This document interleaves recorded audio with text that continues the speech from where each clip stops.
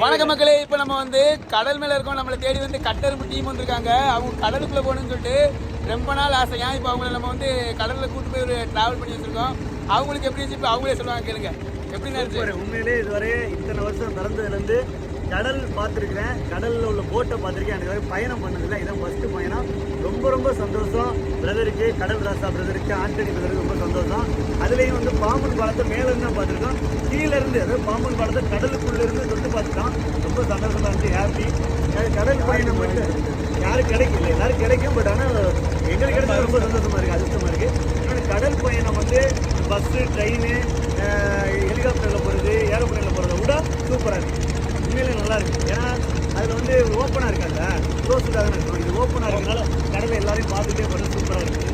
தரமான பயணம், வேற லெவல் என்ஜாய், வேற லெவல், சூப்பர்.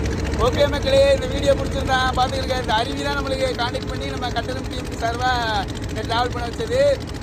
உங்களுக்கு இந்த வீடியோ பிடிச்சிருந்தா லைக் பண்ணுங்க, ஷேர் பண்ணுங்க. கடலாச்சா பேர அண்ணனுக்கு கொஞ்சம் சப்ஸ்கிரைப் பண்ணுங்க, மறந்துடாதீங்க. ஆமாம், சப்ஸ்கிரைப் பண்ணுங்க, ஃபாலோ பண்ணுங்க. கட்டெரும்பு கடல் ராசா, கட்டெரும்பு பயல்கடா, கடல் ராசா கட்டெரும்பு பயலுகடா. ஓகே, பாய்.